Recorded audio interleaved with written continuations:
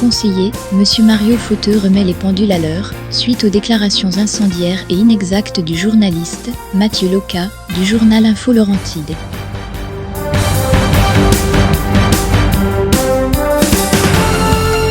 Monsieur le maire, merci. Moi, ça va être un petit peu plus long et un peu plus sérieux.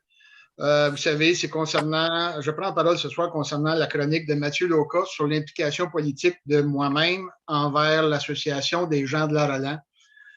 Le journal Info Laurentide a publié le 9 février dernier une chronique signée par Mathieu Loca qui porte ombrage à l'Association des retraités de Roland et qui est définitivement insultante à l'égard des membres de cette association.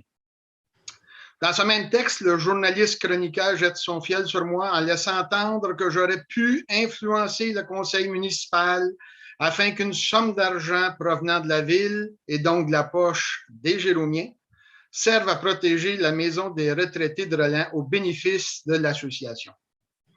Voici d'ailleurs ce qu'écrit M. Loca.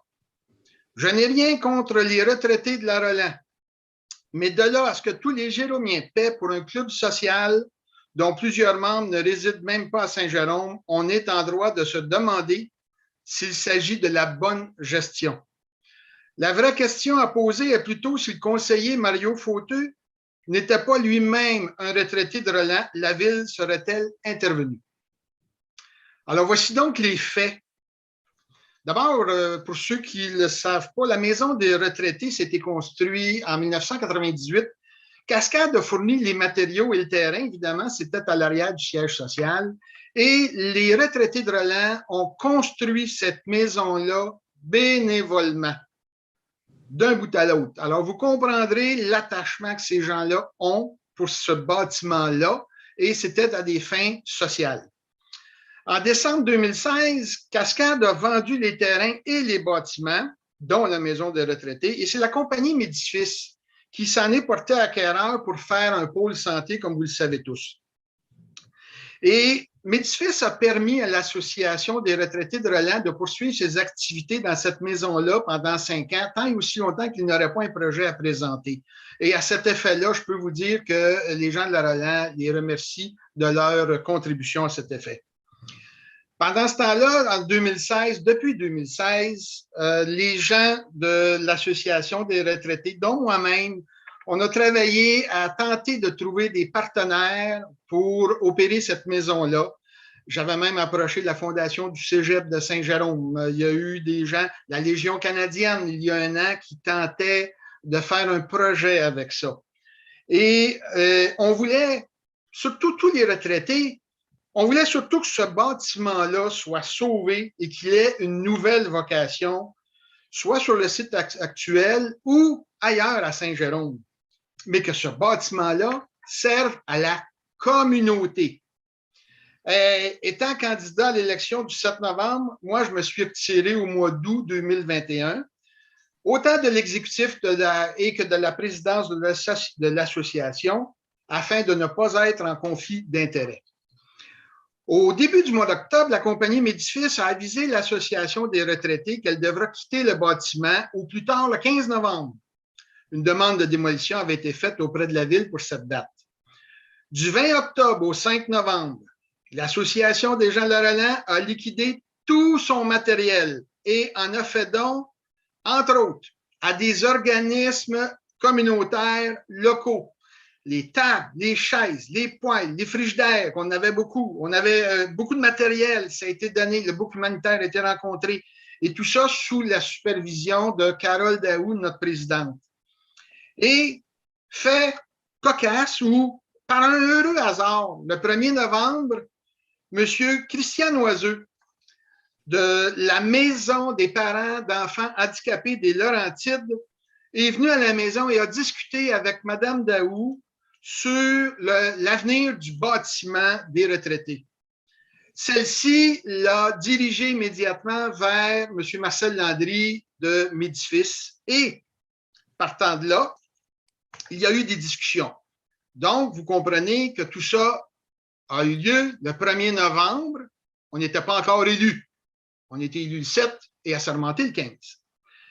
Une fois élu, M. Noiseux de la Maison des handicapés, la compagnie Médifice et vous, M. le maire, la ville, il y a eu des discussions auxquelles je n'ai jamais pris part. Et une entente est finalement intervenue le vendredi matin 19 novembre. L'entente stipule que la maison sera déménagée sur un terrain appartenant à la ville. Ce terrain leur sera donc prêté et par conséquent, la ville demeure propriétaire du dit terrain.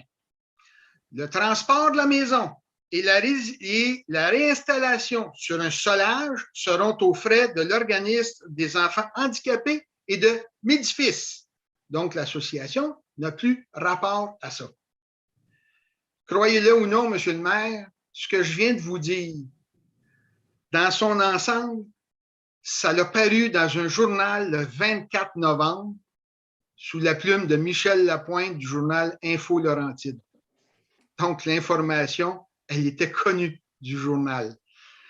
Le vendredi après-midi, vous, Monsieur le maire, en compagnie de Monsieur Landry et Monsieur Noiseux, vous êtes venus au Salon de quilles de La Fontaine venir annoncer cette entente devant les retraités qui en étaient fort réjouis.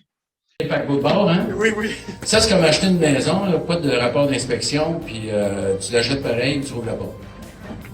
Fait qu'on regarde qui est assis dans les bonnes chaises et tout ça, mais entre-temps, il y a des choses qu'on pouvait régler. Et aujourd'hui, j'ai une annonce à vous faire. Je vais y laisser dire. Mario, c'est quoi qui se passe? Et vous savez, le souhait de tous et chacun, c'est que ce bâtiment soit un héritage à la collectivité par les travailleurs de la relève.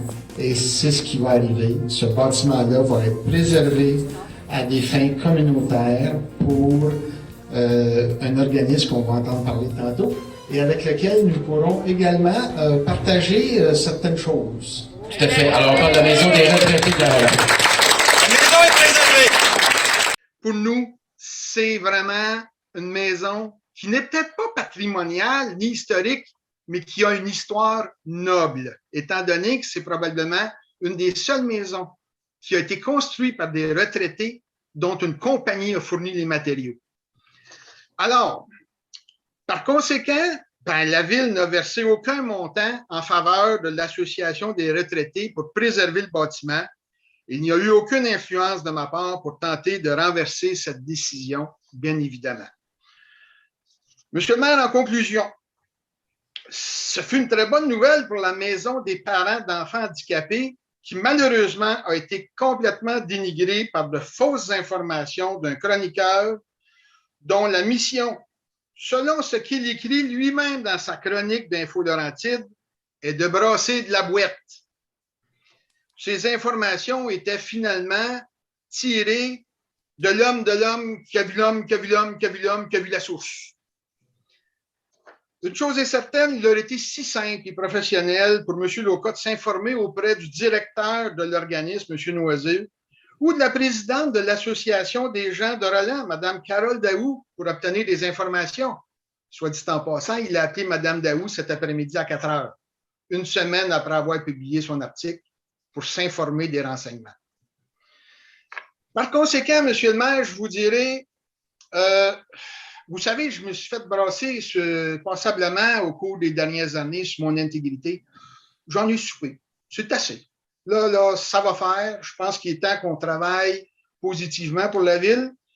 Alors, par conséquent, j'annonce aujourd'hui que j'ai donné mandat à des avocats d'intervenir en réplique aux allégations de M. Mathieu Loca. Également, une plainte formelle sera présentée au Conseil de presse. Assez, c'est assez.